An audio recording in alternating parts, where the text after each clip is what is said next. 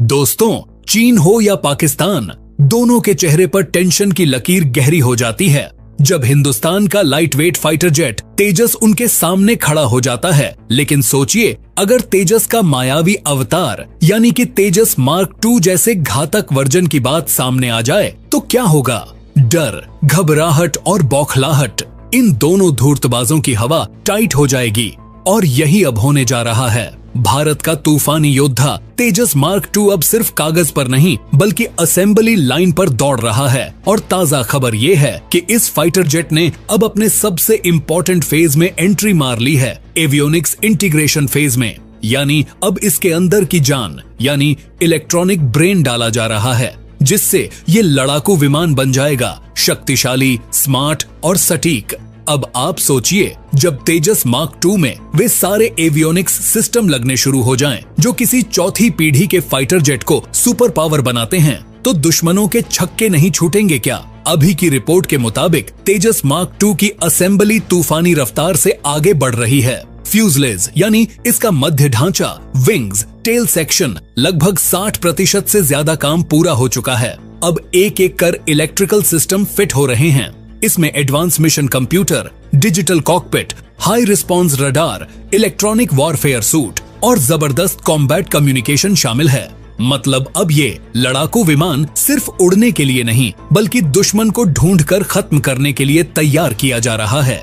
अब सवाल उठता है कि तेजस मार्क 2 में ऐसा क्या खास है जो चीन और पाकिस्तान को नींद नहीं लेने दे रहा? चलिए इसे आसान भाषा में समझते हैं। दोस्तों, तेजस मार्क 2 एक मीडियम वेट फाइटर जेट है। इसकी लंबाई करीब 14.65 मीटर है और विंग स्पैन 8.5 मीटर का है।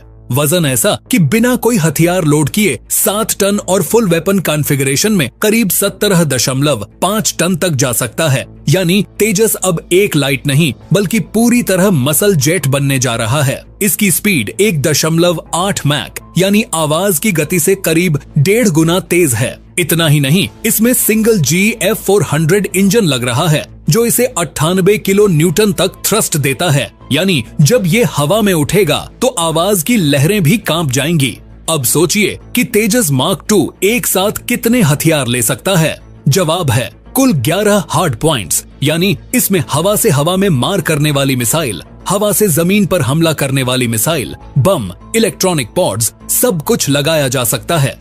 इसमें R-73 अस्त्र मिसाइल, स्कैल्प, ब्रह्मोस NG तक को फिट करने की कैपेसिटी होगी। और हाँ, इसकी एवियोनिक्स और इलेक्ट्रॉनिक वॉरफेयर किट इसे इतना स्मार्ट बनाएगी कि दुश्मन रडार को धोखा देकर घुसपैठ करके सीधा ध्वस्त कर देगा।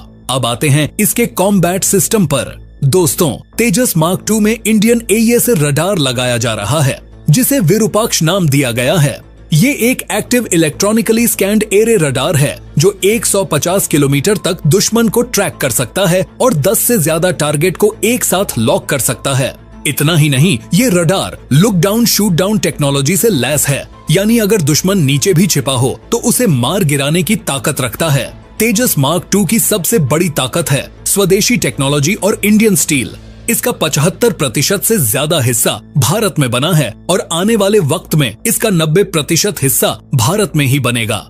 इसका मतलब ये है कि अब हमें रूस, फ्रांस या अमेरिका से भीख नहीं मांगनी पड़ेगी। इंजन को छोड़कर हर सिस्टम अब भारत में तैयार हो रहा है और इंजन को लेकर भी भारत का खुद का प्रोग्राम चल रहा है, जिस पर काम जोरों पर है। तेजस मार्क 2 की पहली यूनिट का रोल आउट नवंबर-दिसंबर 2025 तक किया जाएगा। उसके बाद ग्राउंड टेस्ट शुरू होंगे, जैसे इंजन रन, टैक्सी टेस्टिंग और एयर ब्रेक्स ट्रायल्स। इन सब के बाद पहली फ्लाइट 2026 की पहली तिमाही में होगी। यानी कुछ ही महीने बचे हैं जब भारत का मीडियम वेट फाइटर जेट हवा में गरजता दिखाई देगा।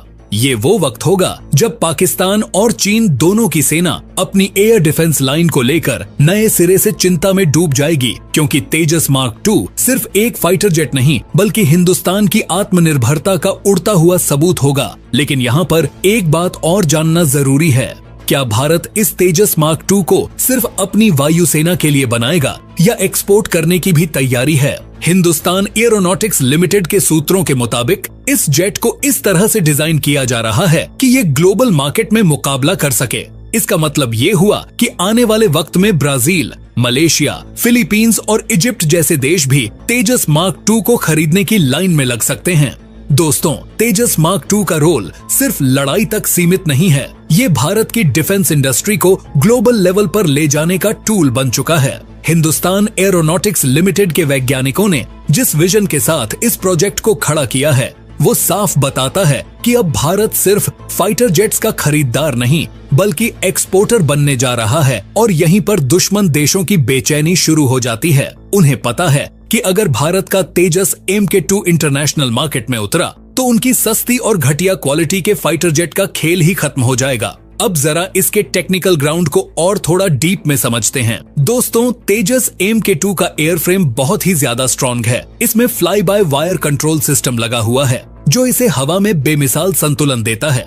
इसकी glass cockpit, multi function display और हेलमेट माउंटेड डिस्प्ले सिस्टम मिलकर पायलट को फुल सिचुएशनल अवेयरनेस देते हैं, यानी पायलट बिना इधर उधर देखे सिर्फ हेलमेट घुमाकर ही निशाना साध सकता है। ये टेक्नोलॉजी पहले सिर्फ अमेरिका और इजराइल जैसे देशों के पास होती थी और अब भारत में भी है। इसके साथ ही इसमें advance digital electronic warfare system लगाया जा रहा है जो दुश्मन के रडार और मिसाइल ट्रैकिंग सिस्टम को जाम कर सकता है, यानी दुश्मन चाहे कितनी भी टेक्नोलॉजी लगा ले, तेजस MK2 उसकी आंखों में धूल झोंक देगा। यही कारण है कि इस फाइटर जेट को मल्टी रोल प्लेटफॉर्म कहा जा रहा है, जो एक साथ air to air, air to ground और इलेक्ट्रॉनिक वॉरफेयर ऑपरेशन कर सकता है। इस लेवल की फ्लेक्सिबिलिटी चीन के J-20 या पाकिस्तान के JF-17 में तो बिल्कुल भी नहीं है। अब आइए बात करते हैं इसके आत्मनिर्भर पहचान की।